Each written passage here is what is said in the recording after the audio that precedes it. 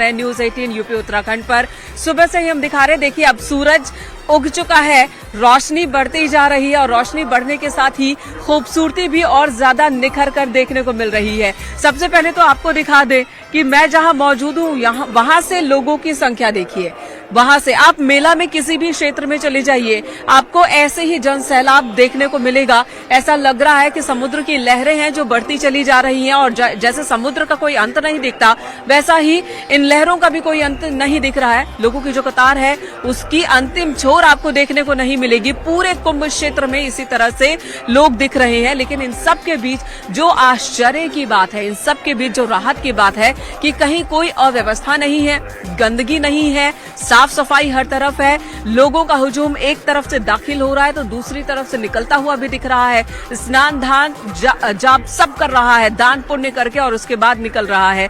और सुबह से शुरू के 3 घंटे की बात की जाए ब्रह्म मुहूर्त में, तो 3 घंटे में ही 60 लाख से ज्यादा श्रद्धालुओं ने संगम में डुबकी लगाई है, प्रयागराज में डुबकी लगाई है पहले अमृत स्नान के दिन। और ये संख्या बढ़ती ही जा रही है और यकीन मानिए जैसे ही दिन खुलेगा और भी ज्यादा बड़ी तादाद में लोग आएंगे। पहले दिन के स्नान में पौष पूर्णिमा पर 1.5 करोड़ से ज्यादा लोगों ने स्नान किया था और आज जो अनुमान है वो 2 से 2.5 करोड़ तक का अनुमान लगाया जा रहा है कि इतने लोग, इतने श्रद्धालु आज स्नान करेंगे, जिसे लेकर मुकम्मल व्यवस्था की गई है। न्यूज 18 ने भी मेगा तैयारी की है, मेगा कवरेज की। हमारे सहयोगी अलग अलग क्षेत्र में मौजूद है जो वहां से तस्वीरें आप तक पहुंचा रहे हैं। और इस वक्त जो हम आपको तस्वीर दिखा रहे हैं, जो नजारे आप देख रहे हैं, ये प्रयागराज महाकुंभ के ही है।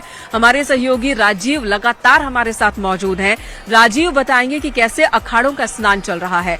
पहले अखाड़े के स्नान का वक्त और पहला अखाड़ा जो स्नान करता हुआ, उसके बाद एक अखाड़े जो है वो स्नान करेंगे, 13 अखाड़े स्नान करेंगे। और दूसरी तरफ दूसरे घाटों पर आम लोग, आम श्रद्धालु, उनका भी स्नान दान चल रहा है। राजीव आपके पास आती हूं। हमारे साथ खास मेहमान भी जुड़ेंगे, आशुतोष जी, उनसे भी हम बहुत सारी जानकारी लेंगे। लेकिन आप ये बताएं कि वहां पर अभी क्या हो रहा है उस घाट पर और किस तरह की भव्यता देखने को मिल रही है। अब देखिए, मेन का पहले अखाड़े के बाद अब आप देख सकते हैं कि इस वक्त निरंजनी और आनंद अखाड़े के जो नागा हैं वो संगम पर पहुंच चुके हैं अमृत स्नान के लिए। आप देख सकते हैं कि इस वक्त निरंजनी और आनंद अखाड़े के जो पूज्य साधु संत हैं वो इस वक्त संगम तट पर पहुंच रहे हैं, एक के बाद एक। अब सबसे पहले जो नागा है साधु वो पहुंचे हैं और अब एक के बाद जो निरंजनी और आनंद अखाड़े के मंडलेश्वर हैं, वो सभी पूज्य संतों का जो रथ है वो अब से कुछ ही सेकंड्स के बाद आपको कैमरे में दिखाई देगा। उसके पहले आप देख सकते हैं कि ये वो सभी निरंजनी और आनंद अखाड़े के भक्त हैं, फॉलोअर हैं, जो इस वक्त संगम तट की ओर बढ़ते हुए नजर आ रहे हैं। जो भव्य और दिव्य काफिला है वो भी वहां से निकल चुका है पैंटूनपुर। और आप पूछ सकते हैं अमावस्या तो अशुभ तिथि होती है, तो ऐसा क्यों, मतलब कॉन्ट्रडिक्शंस लगता है।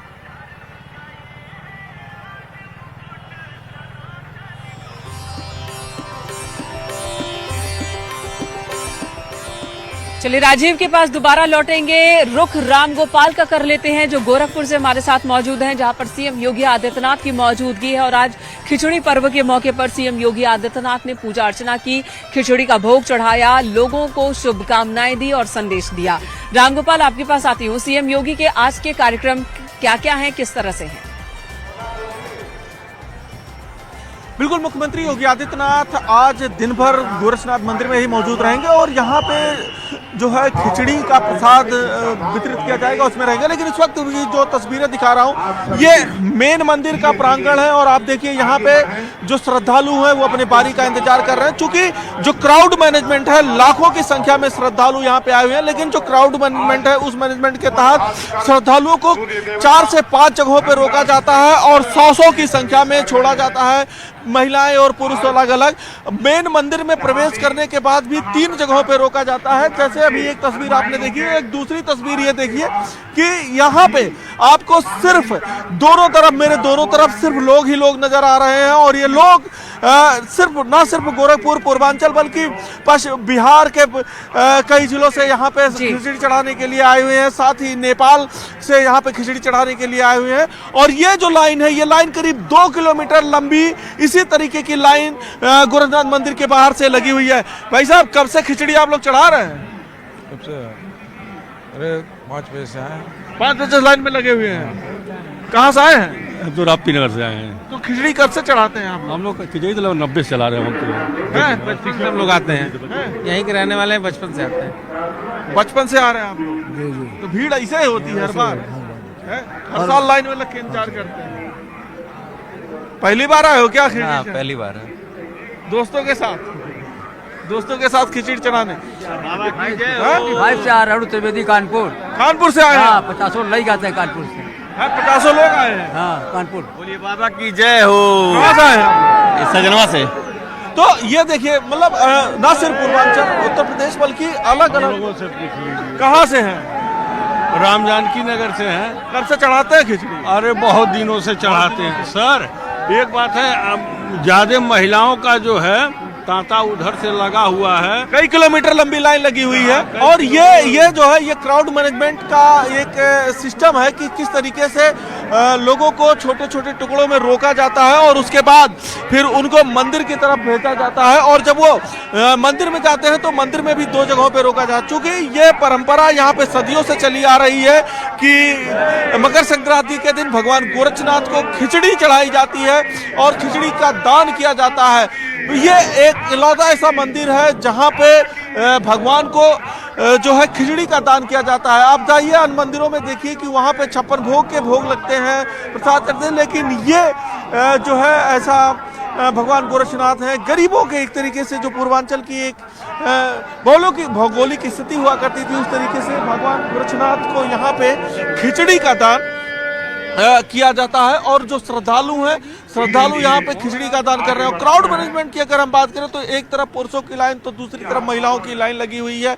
और महिलाएं भी लाइनों में लग के अपनी बारी का यहाँ पे इंतजार करती हैं। और वो जब उनका बैरक छूटता है तो फिर वो आगे जाती हैं और फिर जो है भगवान गोरक्षनाथ को खिचड़ी चढ़ाती हैं। जी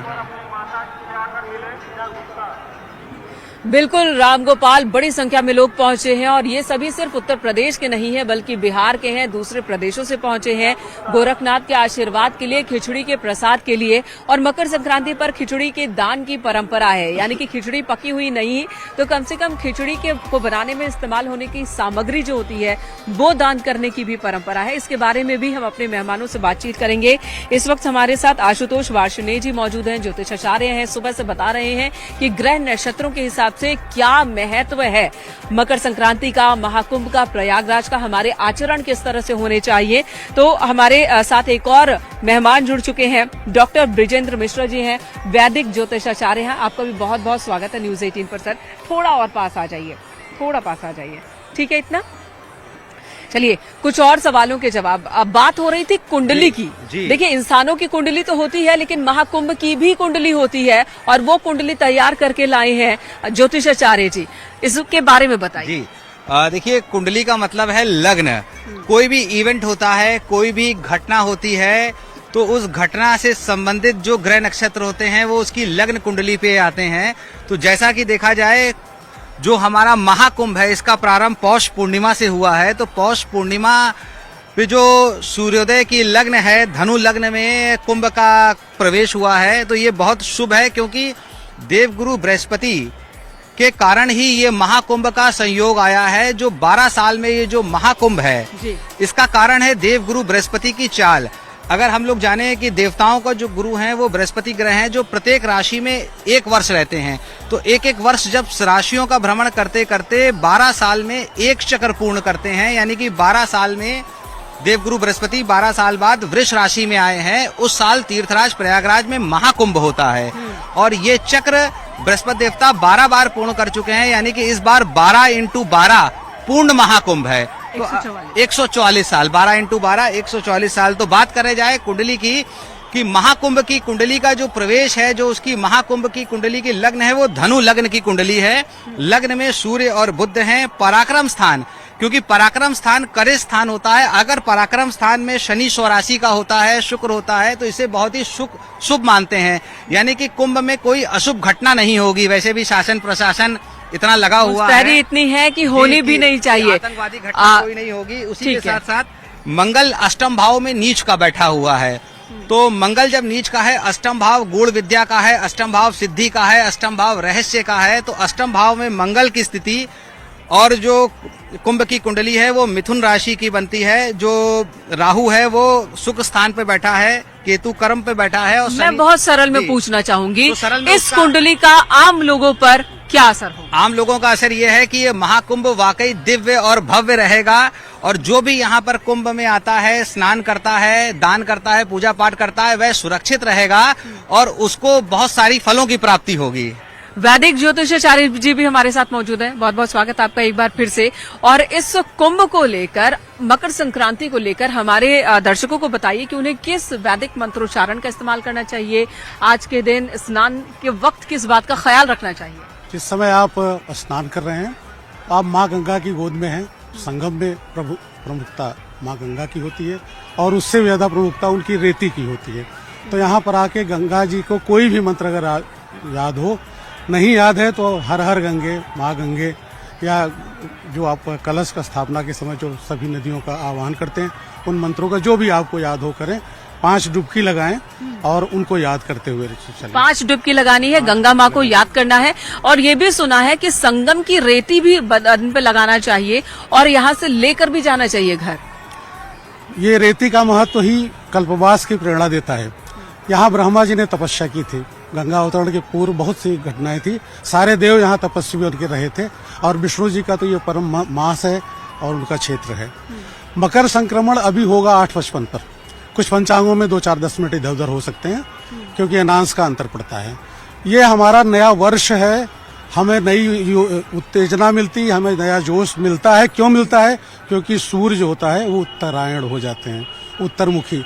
और आप सभी जानते हैं कि सनातनी का निवास उत्तर ग्लोब में है और लगभग पूरा विश्व ही उत्तर ग्लोब में ज्यादातर है। तो ये उत्तरायण हमारा नया वर्ष है, ज्ञान का क्षेत्र है और मकर राशि में ही प्रमुखता है इस पूरे पर्व की। अभी हमारे मित्र चर्चा कर रहे थे कुंडली की, उन्होंने बहुत बढ़िया बताया, लग्न कुंडली उसकी बताई, इससे शुरुआत। ठीक है, तो ये चर्चा चलती रहेगी। एक बार फिर राजीव का रुख कर लेते हैं। ये तस्वीरें हम आपको लगातार दिखा रहे हैं जो कि प्रयागराज संगम की रेती और संगम की धरती से, जहां पर संगम नोज पर इस वक्त अखाड़ों का स्नान चल रहा है। दूसरी तरफ तमाम घाट बनाए गए हैं, वीआईपी घाट बनाए गए हैं और अलग अलग नाम दिए गए हैं इन घाटों पर, जिस पर आम श्रद्धालु भी आ रहे हैं, स्नान कर रहे हैं, अपने परिवार के साथ स्नान कर रहे हैं और लगातार दिव्य अलौकिक ये नजारा हमारे दर्शक घर बैठे भी देख पा रहे हैं। आप घर बैठे और क्या कर सकते हैं? आज के दिन दान पुण्य का बहुत ही महत्व है। तो जैसा कि हमारे मेहमान ने बताया कि आप काले तिल का दान करें, अगर कुछ ना कर सके तो कंबल का दान कर सकते हैं, आप खिचड़ी में इस्तेमाल होने वाली सामग्री का दान कर सकते हैं। तो गंगा माँ को ध्यान में रखते हुए स्नान कीजिए, सूर्य को देखकर आप नमन कीजिए और फिर दान कीजिए। आज के दिन की महत्ता इतने में ही है, बहुत ज्यादा मंत्रोच्चारण की जरूरत नहीं है, पूजा पाठ की जरूरत नहीं है, किसी आडंबर की जरूरत नहीं है। राजीव, आपके पास आती हूँ, आपको आवाज मिल रही है, तो वहां पर क्या हो रहा है इस वक्त? वहां का अद्भुत दिव्य नजारा किस तरह का है, हमारे दर्शकों को दिखाएं और बताएं। अब देखिए मेनका, इस वक्त जो निरंजनी और आनंद अखाड़ा है वो वहां से निकल चुका है और एक एक करके जो उनके पूज्य साधु संत हैं, जो महंत हैं, वो इस वक्त आगे बढ़ते हुए नजर आ रहे हैं। आपसे कुछ देर पहले कैलासानंद सरस्वती जी का रथ जो है वो संगम तट पर पहुंचा है और अब आप देख रहे हैं स्वामी बालकानंद गिरी जी महाराज जो हैं वो इस वक्त संगम क्षेत्र में प्रवेश करते हुए नजर आ रहे हैं। उससे पहले उनके जो डिवोटीज हैं, जो फॉलोअर हैं, जो भक्त हैं, वो आगे बढ़ रहे हैं। और यहाँ पर आप देख सकते हैं कि इन साधु संतों को, पूज्य साधु संतों को देखने के लिए दोनों तरफ जो रास्ते बने हैं कई किलोमीटर तक, वहां पर लाखों की संख्या में जो लोग यहाँ पर पहुंचे हैं वो उनका इंतजार कर रहे हैं। आप देख सकते हैं कि एक के बाद एक जो पूज्य और शीर्ष संत हैं वो इस वक्त संगम तक पहुंच रहे हैं, क्योंकि 7:05 पर निरंजनी अखाड़ा और आनंद अखाड़े को स्नान करने के लिए संगम तट पर पहुंचने का समय निर्धारित किया गया था। तय समय सीमा के भीतर निरंजनी और आनंद अखाड़ा भी इस वक्त